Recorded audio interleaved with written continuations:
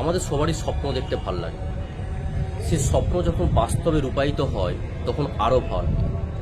তো স্বপ্ন যে তোমরা দেখছো, সেই স্বপ্নকে বাস্তবে রূপ দেওয়ার জন্য তোমাদের অনেক পরিশ্রম করতে হবে, অনেক মেহনত করতে হবে, তবেই সেই স্বপ্ন বাস্তবে রূপ দেবে। এই লোগোর যদি অধিকারী হতে চাও তো অনেক মেহনত করতে হবে। প্রতিদিন তোমাদের যে সমস্ত কাজগুলো রয়েছে বা হোমওয়ার্কগুলো রয়েছে সেগুলো কমপ্লিট করতেই হবে, তবেই তুমি সাকসেসফুল। এর জন্য তোমাদের কি করা প্রয়োজন না, অবশ্যই একটা রেগুলারিটি বজায় করা প্রয়োজন, একটা নির্দিষ্ট রুটিন মেনে প্রতিদিন কাজ করা প্রয়োজন। তো আমি যে সমস্ত রুটিনগুলো ফলো করেছি সেই সমস্ত রুটিনগুলো আমি তোমাদের বলতে চাই, কারণ তোমরাও যদি এরকমভাবে রুটিনগুলো ফলো করো তোমরা সাকসেসফুল হবে। অবশ্য সবার রুটিন সবসময় সমান হয় না। তো আমি কি করতাম, কারণ এটা পুলিশের এক্সাম, তো পুলিশের এক্সামের জন্য তোমাদের ফিজিক্যাল এফিসিয়েন্সি টেস্ট এবং ফিজিক্যাল মেজারমেন্ট টেস্ট তোমাদের পাস করতে হয়, তার জন্য তোমাদের এক্সারসাইজ করতে হয়।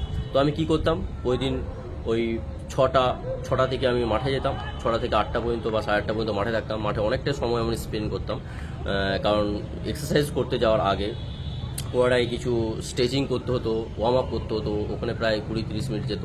তারপর রানিং করতাম, রানিংগুলো অনেক রকম টিপস রয়েছে, আমি সেগুলো ভিডিও করব। তো তারপর 8:30 পর্যন্ত সেখানে আমরা মাঠে স্পেন্ড করতাম, অনেকটা সময় যেতাম। তারপর সেখানে এসে বিভিন্ন রকম যে খাওয়া দাওয়া আছে সেই সমস্ত খাওয়া দাওয়া করতাম, তারপর পড়তে বসতাম। তো সকালবেলা যে পড়তাম, তোমাকে তখন একটা রুটিন ভাগ করে নিতে হবে যে প্রতিদিন আমরা কোন কোন প্রতিদিন মিনিমাম 4টে বা 5টা সাবজেক্ট পড়বো, বা 2 ঘন্টা করে বা 1 ঘন্টা করে কোনো একটা সাবজেক্টকে নিয়ে বসবো। সেই সাবজেক্টে আমি কি করতাম, তো একটা সাবজেক্ট ধরেছি ইতিহাস, যে আমি যে কোনো একটা মুঘল সাম্রাজ্য বা যে কোনো একটা বা সুলতানি যুগ যে কোনো একটা চ্যাপ্টার ধরলাম, সেই চ্যাপ্টারটাকে আমি পুরোটা শেষ করবো, তারপর অন্য কিছু ধরবো। আমি এরকম মেন্টালিটি পড়তাম। হয়তো একদিন আমি দেখেছি, আমার মনে আছে খুব, যে একদিন আমার হয়তো 12টা 1টা 2টো পর্যন্ত বেজে যেত রাত, কারণ আমি ভেবে নিতাম যে এই চ্যাপ্টারটা আজকে আমি শেষ করবো, তারপর ঘুমাবো। এরকম মেন্টালিটি আমি পড়তাম, আমার খুব মনে আছে যখন প্রিপারেশন স্টেজেছিলাম। তো সকালবেলাটা তোমরা এইভাবে স্পেন্ড করবে। তো ধরো সকালবেলাটা তোমরা চেষ্টা করবে যেগুলো ম্যাথটা করার চেষ্টা করবে, ঠিক আছে, তারপর জিআইটা করার চেষ্টা করবে সকালবেলাটা। তো সকালবেলাটা করলে তারপর তোমরা খাওয়া দাওয়া করবে, খাওয়া দাওয়া করার পর একটু হয়তো যদি ন্যাপ স্লিপ করতে যাও, যদি সামান্য ঘুমাতে চাও তো ঘুমাবে। তারপর তোমরা বিকালবেলা থেকে আবার ফুল স্টেজে, ঠিক আছে, বিকালবেলা যদি তোমরা একটু খেলাধুলা করতে চাও তো অবশ্যই করতে পারো। তারপর যে সন্ধ্যেবেলা আসছে, ঠিক আছে, সন্ধ্যেবেলা থেকে তুমি একবার পুরো প্রিপারেশন পুরো শুরু করবে, ঠিক আছে। কোনো সময় অকেজও মনে করবে, কোনো সময় নষ্ট করবে না তোমরা। প্রতিটা মুহূর্তে তোমাদের পড়তে হবে, প্রতিটা মুহূর্তে তোমাদের এই লোগোর কথা ভাবতে হবে, বাবা মায়ের কথা ভাবতে হবে, তাহলেই তোমাদের পড়ার প্রতি আগ্রহ বাড়বে। তো তোমরা রুটিনটা এমনভাবে সেট আপ করবে, পুরো সকাল থেকে পুরো রাত 12টা ধরে রাখো বা 11টা পর্যন্ত, 11টা পর্যন্ত পুরো শিডিউলটা যেমন ঠিকঠাক থাকে, তাহলেই তুমি হবে। তারপর তোমার রাতের বেলা ধরো জিকের মধ্যে পড়লে, হিস্ট্রি পড়লে, জিওগ্রাফি পড়লে, কনস্টিটিউশন পড়লে, কারণ এখানে প্রায় তোমরা সবাই জানো যে এরা কম্পিটিটিভ এক্সামের মধ্যে রয়েছে, তো তাদের মিনিমাম 12টা থেকে 13টা সাবজেক্ট পড়তে হয়। তারপর কারেন্ট অ্যাফেয়ার্স আছে, কারেন্ট অ্যাফেয়ার্সের জন্য তোমরা তো গুগল রয়েছে, সেখান থেকে তোমরা দেখতে পারো, বা অনেক ইউটিউব চ্যানেল রয়েছে, সেই ইউটিউব চ্যানেলগুলো ফলো করবে, তাহলেই দেখবে তোমাদের হবে। একটা রুটিন মেনে পড়তে হবে। আমি কি করতাম, আমি প্রায় 7 দিনের রুটিন আগে মাথার মধ্যে ভেবে নিতাম যে 7 দিনের মধ্যে আমি এই চ্যাপ্টারের এই টপিকগুলো শেষ করবো। তারপরে সেই মতো আমি রুটিন করতাম। তারপর সে রাতে ঘুমাতে যাওয়ার আগে আমি কি করতাম, সেই যে প্রতিদিন ধরো আজকে সোমবার, 7 দিনে তো রুটিন হয়ে গেছে, সোমবার থেকে সানডে পর্যন্ত রুটিন হয়ে গেছে মিনিমাম। তো তারপর যে ধরো মঙ্গলবারের যে পড়াটা স্টাডি হবে সকালবেলা, তো সোমবার আগে ভেবে নিতাম কি আমি পড়বো। তো এইভাবেই তোমাদের করতে হবে। প্রতিদিন যে সকালবেলা যে উঠে তোমাকে ভাবতে হবে না যে কোন কোন বিষয়গুলো নিয়ে আমি আলোচনা করবো, তার আগের দিনে আমি প্ল্যানিং করে নেবো, একটা প্ল্যানিং হয়ে থাকবে যে আমি ওই দিন যে সোমবার, যে রবিবার আগে প্ল্যানটা করে নিলাম যে সোমবার আমি এই সাবজেক্টগুলো এই সময় পড়বো। দেখবে তারপরে তোমার আগ্রহটা বাড়বে যে আমাকে শেষ করতেই হবে, এই সাবজেক্টটা এই সময়ের মধ্যে আমাকে শেষ করতেই হবে, তবেই হবে। ওকে, শেষটা করা সব থেকে বড় দরকার। ওকে, মনের মধ্যে দেখবে যখন তুমি একটা কোনো চ্যাপ্টার নিলে সেটা যখন কমপ্লিট করবে নি, যে মনের মধ্যে একটা যে শান্তি পাবে নি, পরে আবার সেটা পড়ার আগ্রহটা বাড়বে, পরের দিন আবার পড়াটা আগ্রহটা বাড়বে। এইভাবেই তোমাকে সাকসেসফুল হতে হবে। ওকে, তো তোমরা সবাই বুঝতে পারলে কীভাবে প্রতিদিনটা কীভাবে স্পেন্ড করতে হবে, কীভাবে সময়গুলোকে কাজে লাগাতে হবে। সে সকাল 6টা থেকে রাত 11টা পর্যন্ত বা 12টা পর্যন্ত তোমরা সময়টাকে কীভাবে ইউটিলাইজ করবে, সেটা তো অবশ্যই তোমাদের নিজের থেকেই ভাবতে হবে। তোমাদের মধ্যেই অবশ্যই এন্টারটেনমেন্ট তো করতেই হবে, মোবাইল ঘাঁটতেই হবে, হোয়াটসঅ্যাপ ফেসবুক চালাতে হবে, কিন্তু সেটা যেমন লিমিটে হয়। ওকে, তাহলেই তুমি হবে। আমিও চালিয়েছি, আমিও ফেসবুক চালিয়েছি, আমিও হোয়াটসঅ্যাপ চালিয়েছি, কিন্তু তার মাঝেও আমি পড়াশোনা করে গেছি, কারণ আমাকে স্বপ্নর কাণ্ডারি হতে হবে, এই লোগোকে আমাকে অধিকারী করতেই হবে, ইউনিফর্ম গায়ে পরতেই হবে, অশোক স্তম্ভ মাথায় লাগাতেই হবে। সেই স্বপ্ন ছিল আমার প্রতিটা মুহূর্তে, সেই জন্যই আমি পরিশ্রম করে গেছি। তো তোমাদেরকে আমি কিছু বইয়ের নাম বলছি, সেই বইগুলো তোমরা ফলো করবে। তো তোমরা জানো সবাই যে ওয়েস্ট বেঙ্গল কনস্টেবলদের ক্ষেত্রে 12,000 নিয়োগ এবং এসআইদের ক্ষেত্রে তো প্রায় 1100 মতো নিয়োগ হচ্ছে। তো তার ক্ষেত্রে যে ভালো বই কী হবে, তো জিকের জন্য, যে জিকের জন্য স্পেশাল যে কনস্টেবলদের ক্ষেত্রে জিকে প্রায় তুমি জানো যে 25 নম্বরের জিকে বই। তো তার জন্য সেটা বেস্ট বই কী হবে, তো তার জন্য তোমরা অবশ্যই পড়তে পারো যে WSS ম্যানুয়াল, নিতিন সিংহানিয়া স্যারের যে বইটা রয়েছে সেই বইটা তোমরা অবশ্যই পড়বে।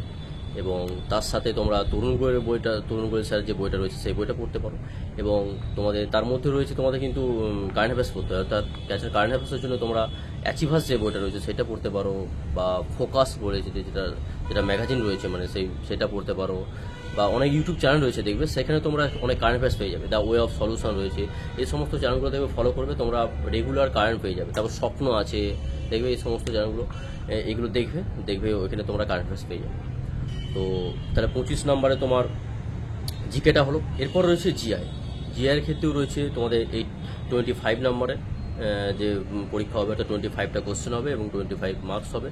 তো তার জন্য বেস্ট বই রয়েছে, যে তোমরা দেখতে পাবে যে সুবীর দাস স্যারের যে রিজনিংয়ের জন্য যে বইটা, সেটা পারফেক্ট বই, অবশ্যই তোমরা এটা ফলো করবে। এবং তোমার হচ্ছে ম্যাথামেটিক্সের জন্য দেখবে সুবীর দাস স্যারের একটা দারুণ বই রয়েছে, সেই বইটা তোমরা ফলো করবে।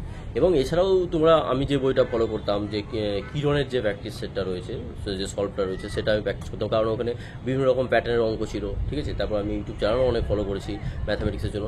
ম্যাথামেটিক্সে তোমাদের ভালো করে করতেই হবে।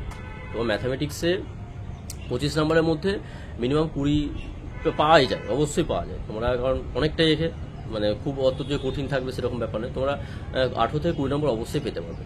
তারপর তোমার রয়েছে জিআই বললাম, জিকে বললাম, এবং একে ইংলিশের জন্য তোমার রয়েছে, ইংলিশে রয়েছে তোমাদের যে 10 নম্বরের রয়েছে ইংলিশে। তো ইংলিশের জন্য তোমাদের বেস্ট বই যেটা হচ্ছে, তোমরা সবাই জানো হয়তো পিকে দে সরকার স্যারের বই, এবং তোমার হচ্ছে এসপি বক্সি স্যারের যে বই রয়েছে সেই বইগুলো তোমরা ফলো করো। আর বারবার বলছি, বই পড়লেই হবে না, তার মধ্যে তোমাকে দরকার হলে তুমি কিছু করে নিবে, নোটস করে নিবে নিজের মতো। যে আমার অনেক নোটস আছে, আমি সমস্ত অনেক বই আমি পড়েছি, কারণ আমি তো WSS এর জন্য প্রিপারেশন নিচ্ছি এখনো পর্যন্ত। তো তার ফলে আমার প্রতিটা সাবজেক্টের জন্য প্রায় 2টো করে বই রয়েছে, প্রতিটা সাবজেক্টের জন্য, মানে কনস্টিটিউশন, ইকোনমিক্স, সবার ক্ষেত্রেই সবের ক্ষেত্রে 2-3টে করে বই রয়েছে। তো আমি কি করতাম, আগে নোটস করে নিতাম। নোটস করাটা সবচেয়ে বড় জরুরি।